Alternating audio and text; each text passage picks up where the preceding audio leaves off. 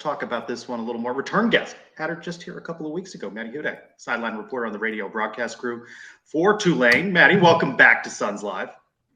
Thanks for having me. I said I kind of hoped that we would get to do this again, and I'm glad that ended up working out in the end. I was very confident, wasn't I, when I messaged you after Tulane beat Cincinnati, fully expecting there to be no problem on Saturday for UCF. I told Adam, I go, Maddy's back in. He's like, too soon. Let's get the W. He did. He did. He was upset with me that I had a guest booking already. Like, Maddy, let's dig into this first before we talk about this game. What's going on with sellout gate here? Come on now. Come on. You announce a sellout on Sunday every day. More tickets are being released. What's going on there? I'm not going to pretend like I am the authority on ticketing questions, but from what I've at least been able to gather based on the discussions I've seen on Twitter, if you will, the AAC has a certain allotment of tickets as well that get put out to every team, which kind of surprised me a bit if that's true, because I mean, no offense, but I really wouldn't have much interest in going to like a random AAC championship game that didn't have my team in it, but that's at least what I saw.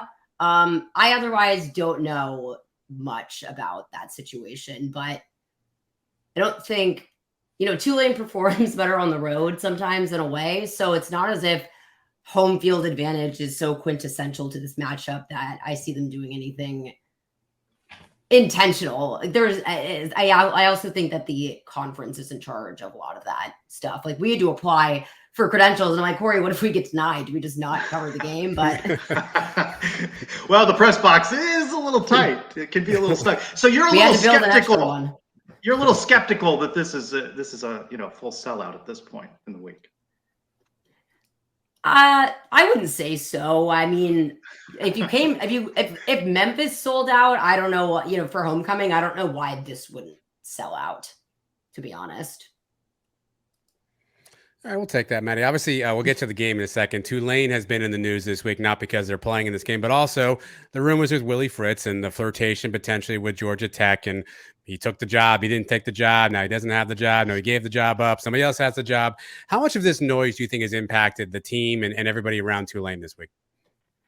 The team, I would honestly say none. Just looking at what they put into their preparation this week, I think that quite honestly, they had this marked on their calendar the second that we ended up losing to you guys a couple weeks back. I think that everyone kind of expected this to be the final matchup of this conference, even though Cincinnati sneaking in was certainly not out of the question, but you guys just kind of beat Tulane in a bad, that was a hard way to lose to a team. Just really, John Rhys Plumlee, and I will laugh at my score prediction from the last time, which literally came out of nowhere because I knocked you. Do you remember what you said by chance? It's something like 27-14 Tulane, which I don't even think made any sense on either side. It was just a random. I'm notoriously bad for giving score predictions that have to have weird things take place. So I'm not the one for that. But John Rhys Plumlee, I think, really surprised Tulane's defense to start off. And I do remember there being this moment where someone made mention of the fact that y'all had brought in heaters and we didn't have them on our sideline, and it got really cold during that game. And I honestly saw a lot of brain freeze kind of going on Tulane's side. I found it interesting that they actually brought heaters in to our sideline for that Thursday's game. But I mean, the players had a meeting with Willie on Monday, but they also held their own meeting by themselves. And just seeing, I've spent a lot of time looking at the defense and what they've been prepping for this game, and really just the attention to detail has not wavered at all. The practice vibes have not changed whatsoever. And, they, at the end of the day, have a coach that, per what the Athletic said, basically said, if it's this job or me coaching the championship game, I'm coaching the championship game. So any potential distractions, I think, have been fully snuffed out by now, and thankfully. So you guys have played a lot better since the last time we played you. You blew out SMU a couple weeks ago. You went on the road, beat Cincinnati. The game against us, you had a bunch of drop passes. Is that something that's been common throughout the season, or is that kind of just credit to nerves in that game? And do you expect any more nerves this game? I don't even know if it was nerves. It was really bizarrely uncharacteristic of Tulane's receivers. There were two drops in the opening drive, the first pass and then the third, they went 3 and out, and it kind of just spiraled downhill from there. That was more of a problem last year, way more so. I think that the position group coaching has improved a lot. I really think John McMenamin, our wide receivers coach, has just brought a lot of fundamentals to the position, and they brought in some key guys like Lawrence Keys, who I thought would be a little more involved in the offense earlier on in this season, but perhaps he's just kind of getting more up to speed, or they're just kind of figuring out his role for him. But he's really been a quintessential part of that for me. And Deuce Watts, I think, should have like several more receptions on his stat sheet than he did with some of the ones that he's had overturned lately. But when they had to make a convincing march downfield and take the lead back from Cincinnati, they did it really commandingly in the air, and the receiver stepped up when they needed to. So it's not to say that it's a guarantee, but it's also, I don't think, the heart of the offense either. But the UCF one stands out as one of the, the worst opening quarters of the defense this season by far, one of their worst rushing defenses of the season, but wide receivers' worst game of the season without question. After seeing how South Florida ran the ball Saturday in Tampa, I think a lot of Knight fans are reluctant to see Tyjae Spears on Saturday. What's it like to cover him? What's he like off the field? It's really, to say that it's been a pleasure, I don't think does it justice.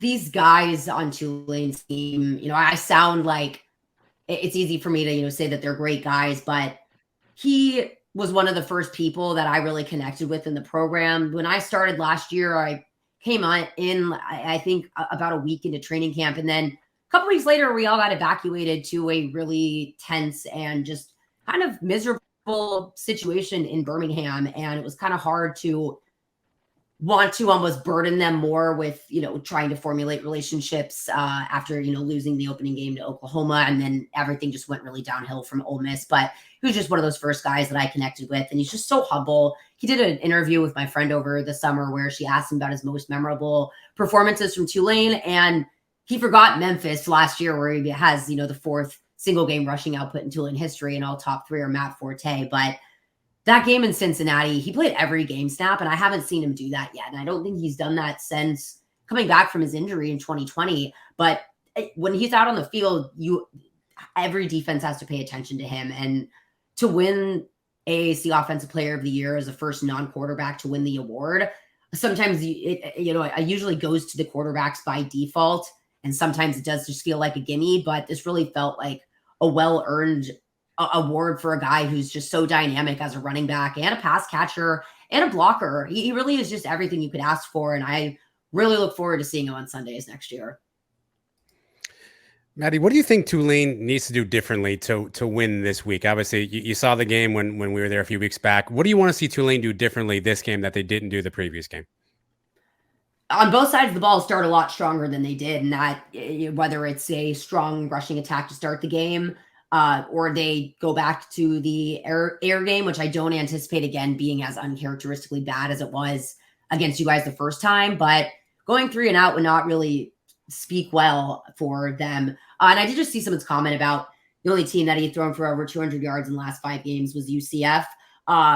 A lot of that was the fact that they had to, because you guys were beating us the entire time. But a lot of that also is that this offense really just takes what the defense gives them, and it's very complimentary, and it's centered around a star running back. So he's also thrown 3 career highs this season and has improved his completion percentage by 10%. But I mean, the defense, man, if John Rhys Plumlee is starting, that what happened last time can't happen again. And you guys have a lot of motion in the backfield, a lot of things happening at the same time. And the players got by it the first time, and I think that just gets so out of hand in that first quarter that I thought they fought well for the rest of the game, but you guys really had to just kind of hold on to that lead. And it never really felt like, didn't feel like Tulane was out of it, but it never really felt like the momentum shifted onto their side of things either. So to take that momentum and grab it from the start, I think is really important for Tulane this game.